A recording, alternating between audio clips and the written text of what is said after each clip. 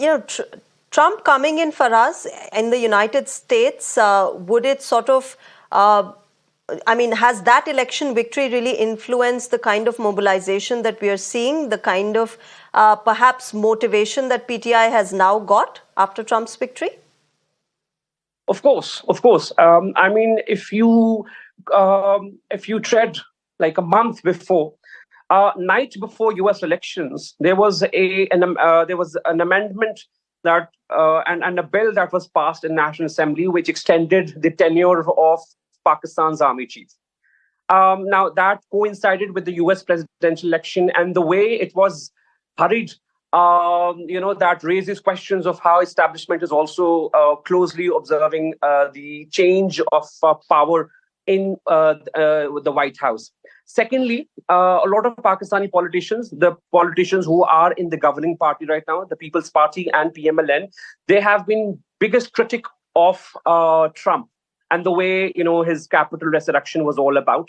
And they have been very close with the Democrats and the Biden. And Biden historically was not fond of Imran Khan because, again, Biden did not invite Imran Khan to any of the initiatives that were being made. If I recall, there was like a conference on environment when Imran Khan was the prime minister, and when Pakistan is like the key victim of the climate change, and Pakistan has been at the forefront. Imran was not invited back then. So Biden has been very much against Imran Khan, and because Imran Khan has been peddling that how US conspired through its ambassador Donald Bloom in Islamabad, and how US was involved behind regime change in Islam and vote of no confidence against Imran Khan. So there is a natural edge towards Trump, that how if there's a policy change in Washington, there might be a policy change in Islamabad, and how their ambassador might force the current government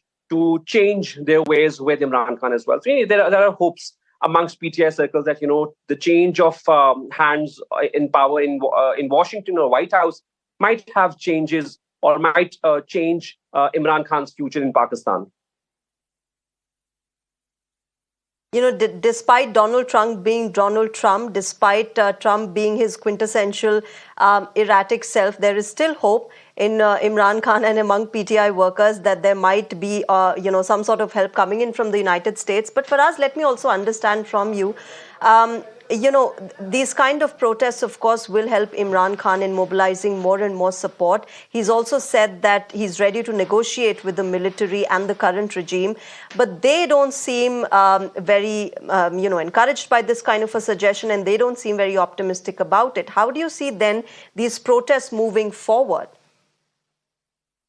You see, there has been, so in the past, there were inside informations of how there has been a wheeling and dealing. There are back-door channel negotiations and dialogue. But as far as the current scenario in Pakistan is concerned, not even the government or the closer circles of the government knows anything about what is happening. Because again, the way the government of Pakistan is structured right now, we have people who are supporters of establishment, who are in the power, key ministerial positions. They have nothing to do with the governing parties in Islamabad or in Lahore right now, but they're still ruling the roost in Islamabad and the government. So everything that has been happening over the past couple of years, Imran Khan is trying his best to ensure that he's out of the prison.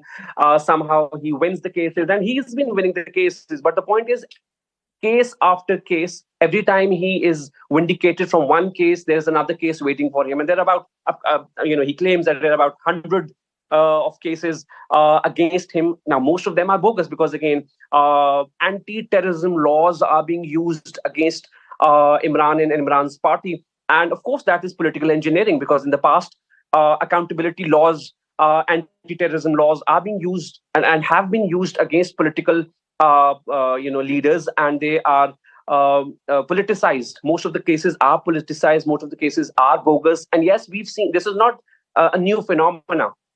The only thing that Imran wields right now is like street power, and because there's a famous saying that if the only tool that you have is a hammer, then every problem has to look like a nail.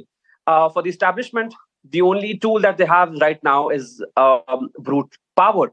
And the only tool that Imran right now wields is street power. So they're using their tools smartly, and let's see which tool exhausts first, and which tool succeeds in achieving the objectives that are being entrenched right now. This is despite, Faraz, the fact that Pakistan has not seen very many civilian prime ministers completing their tenures. That's what happened with Imran Khan. That's what happened with his predecessors as well. So what kind of hope, remains within PTI and with the people of Pakistan? The military is still there. The current regime, Shehbaz Sharif government, is also, working in collaboration with the military, of course.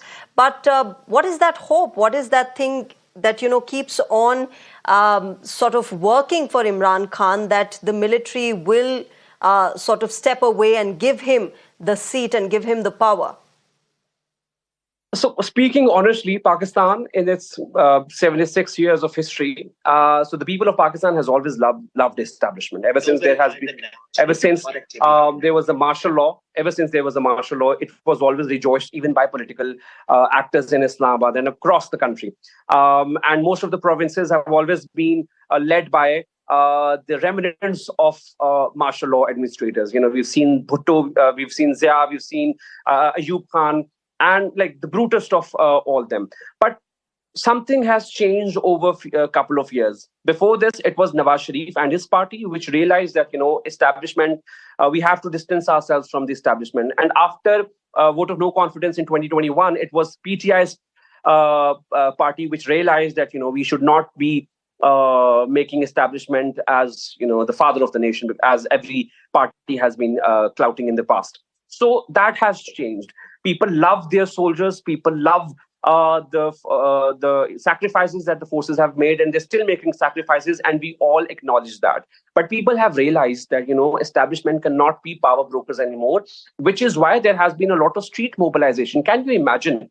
Now, it is an open secret and it is an open truth that, we have an army chief who is leading economic policies in our country. And it is not just my observation. There's an actual SIFC panel which propagates economic policies and which makes laws about economy.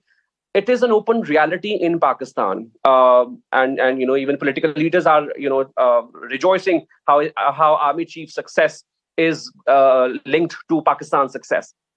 But on the ground, people are not ready to accept that, and people are finally, reflecting to the cause which Imran Khan has been making, which is why Imran, on the other hand, has been very smart in curating and charting up the narratives. Before his arrest, Imran was like, he respects the institution, but he does not respect, and he's accusing only few of the characters in the top brass of the establishment. And then later on, he said like the entire establishment is against him, and his fight is against the establishment, the status quo that has been ruling Pakistan for good 76 years. So yeah, people are reflecting and reconnecting with Imran's narrative. And as much and as longer Imran stays in the cell, people will continue to reflect and connect with Imran's narrative, and that his entire agenda is anti-establishment. Although Imran himself was a product of establishment, and his election to the power corridor was a result of election engineering by General Bajwa in the past. So yeah, I mean, all the politicians, whoever goes into the prison cell, their fight is always against the establishment. This time, it's the public which wants to recuse itself from the establishment's umbrella in the country. Okay, we'll leave it there. Faraz Saeed, thank you very much for speaking with us on Mirror Now and breaking this down for us and helping our viewers understand the entire situation and, the developments that have been happening over the weekend till today in Islamabad. Pleasure having you on the show. Thank you very much for joining us.